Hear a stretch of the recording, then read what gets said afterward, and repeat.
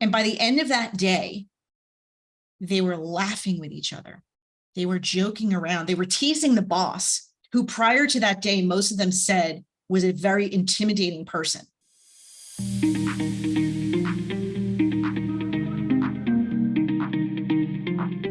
Let's talk about this growth on purpose kind of framework that you have. Tell us how you come about that and what makes it important to you and what makes it work. It is a 9-step framework, if you will, that takes organizations from really defining what their purpose is, because just like culture, your purpose is foundational. A culture without a purpose and a purpose without a strong culture, they're just, they're going to fall flat. And so then it is also divided of those 9 steps into 3 main pillars. There's awareness, there's acceleration, and there's alignment.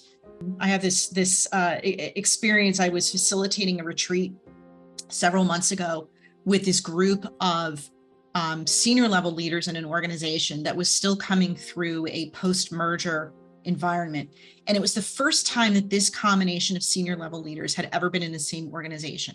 Some of them knew each other from the previous kind of legacy organizations. Some were hired from the outside. And so they had never worked together as a team before. And they were following or trying to follow the lead of someone that most of them didn't know. And so their level of trust in each other and in this leader was not very high. And so they had called me and they said, we have this very ambitious sort of set of outcomes we want to achieve in the next 5 years. Can you come in and help us facilitate a strategic plan that gets us from where we are today to where we want to get to? And that is all around alignment on what matters, which is the 3rd pillar of this growth on purpose framework. And I said, I would be happy to facilitate the strategic planning session, but that has to be day 2.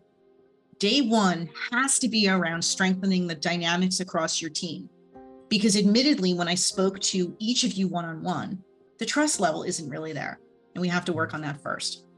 And so when they walked in for day 1, it was really interesting. I always kind of watch where people sit, what they migrate toward. Some people sit with people they know. Some people sit in the same seat, no matter how many days in a row you have a retreat. Some people drop their stuff, go straight for the coffee. It's one of those mornings, that's fine. And what was interesting about this group was they walked in and they didn't really talk to each other. They kind of went to their own seat. They, got their notepad out, they opened their laptop. Maybe they got a cup of coffee, but they didn't really interact with each other. And it wasn't that there was tension, there was just this lack of a bond, which I thought was really interesting.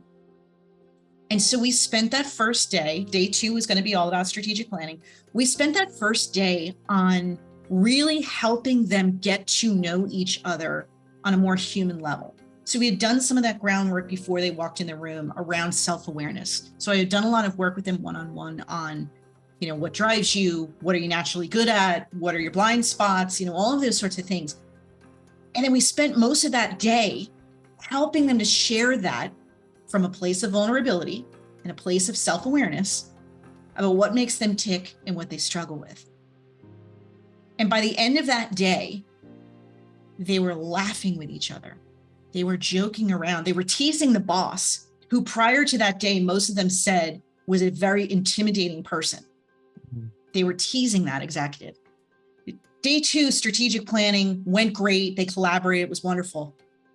I'll skip that story only to say that if we had tried to start there with that group when they first walked in, I can guarantee you we would not have ended up in the place that we did, which was this collaboratively built plan with milestones that everybody bought into and committed to. We would not have gotten there, not on one day, had we not spent the time getting, kind of unpacking for everyone who they were as people, why they were there to begin with, what drives them, what they struggle with, and why that matters.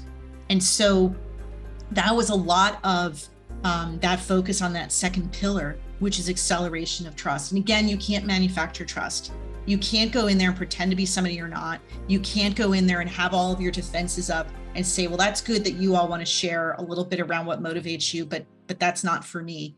The more that you do that and you put up those walls, the more you're guaranteeing that you are never going to achieve that strategic plan.